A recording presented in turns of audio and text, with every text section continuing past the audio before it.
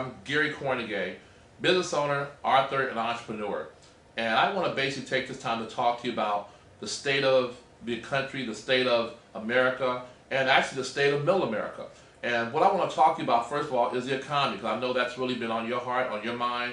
That's the subject everyone's talking about right now. What I want to do is kind of give you an understanding in layman's terms. I know sometimes you watch these big financial channels and all these big numbers and they say all these big words and you don't totally understand it. So what I'm trying to do is kind of give it to you from Gary Kornegay's perspective, okay? I use a lot of common sense when I'm talking about the economy because really it's a real simple understanding. It's not that complicated. I believe once you understand something, then you can kind of help us in terms of fixing this economy. So first of all, let's talk about the word recession. When you hear the word recession, you know one thing, and that means that things are supposedly bad financially for the economy, all right? Well, let me give you what constitutes a recession.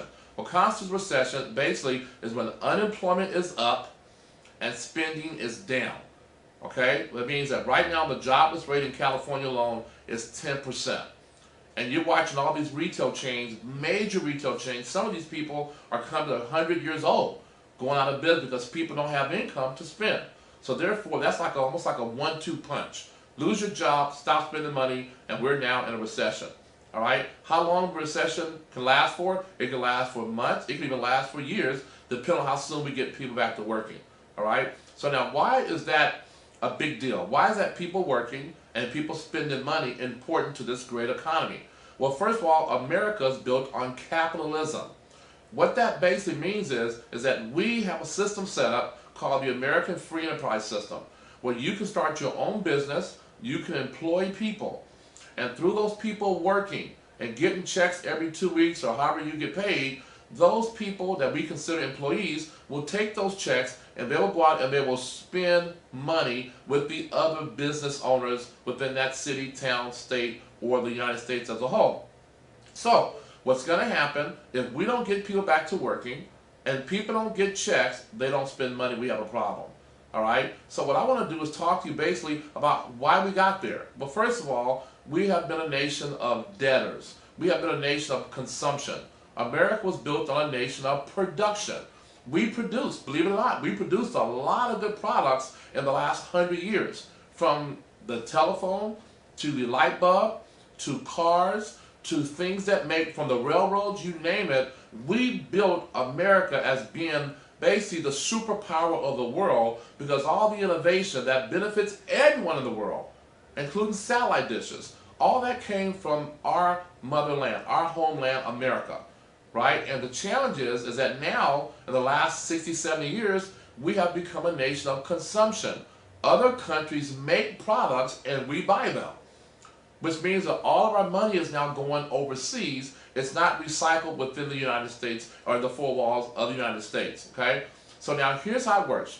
We have our government, and when I say government, you think of maybe the president, you think of people. Don't think of the government as people. The government is just a business, okay? And the definition of a corporation, because the government is a corporation, the definition of a corporation is it's a legal person without a soul. So the government is a corporation. They have to make revenue just like your job has to make revenue. Well, where does the government get their revenue from? Taxes. Taxes on what? Taxes on income. Taxes on property. Taxes on retail sales. They can pretty much tax everything. So what happens is when you're not working, you're not paying taxes because you don't have a check.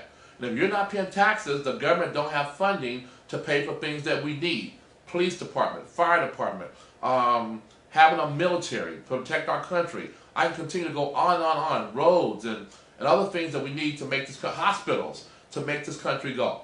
So it's important that we keep people working, therefore the government can tax you.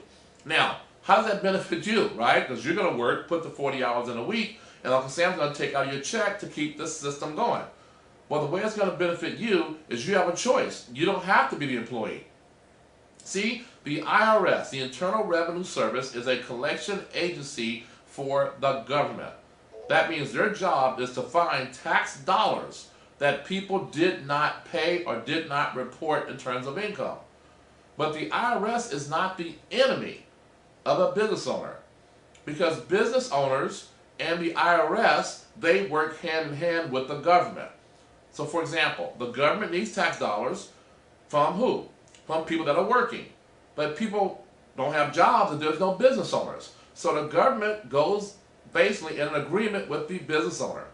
These two entities hook up together. The business owner's job is to create a product, goods and services that he or she can create and sell to the general market, to the open market, the free enterprise. When they do that, they employ people. So if they have 1 employee or 1,000 employees, the government can now tax your paycheck on Friday, and those taxes goes to the government. See how that works? So the government is in business with your owner of your company. They employ you, they tax your check. You spend money, they tax your check. Everything goes back to the government. So without a business owner or a business, there's no employee. See how that works? So what you want to do is say, well, then I want to become a business owner.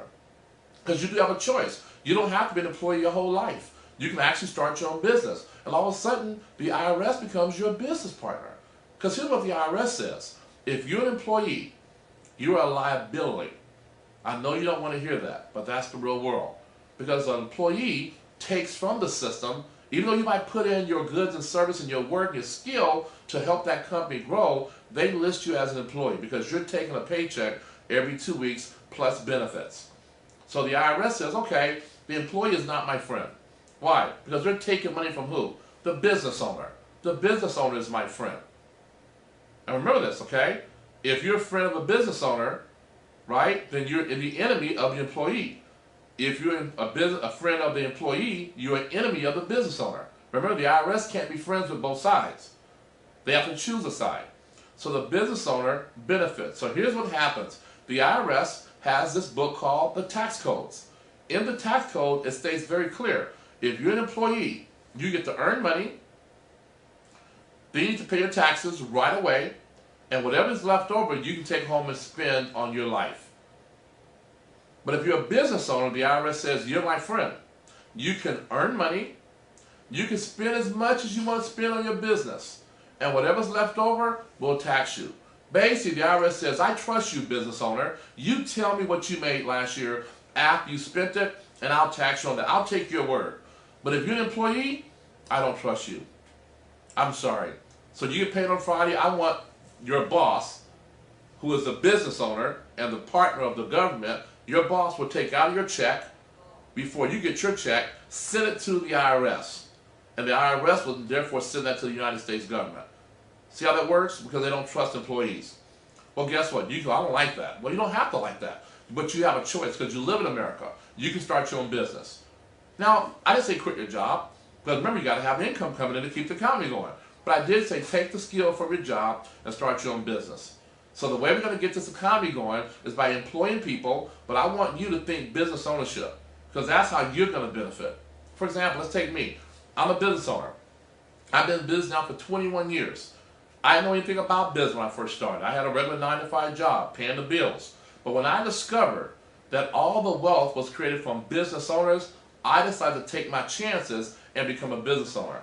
And if I failed at being a business owner, guess what I knew was waiting for me? A job. Job will never leave. They'll always be there, right? Now, maybe I won't find the job I want, but at least I can go try to start my hand in business. If that doesn't work, I can go back and become an employee. I can do that tomorrow if I want. Now, thank God for the last 20 years, I've earned a decent income that's allowed me to sustain myself, take care of my wife and my 2 children, while I don't have to have a job.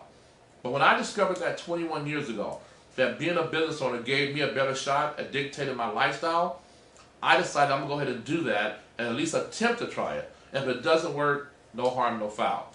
So I want to encourage you, start your own business. Be your own boss. Play the game the way the game is supposed to be played. America's built on capitalism. It is not built on employees that are making money and not contributing to society in terms of employing more people. That's the rules of the game. I'm reporting that to you today. Hopefully you'll take what I've told you and you'll get the courage and the motivation to start your own company. Thank you guys very much. I'm Gary Kornegay, and I'll see you at the top. Goodbye.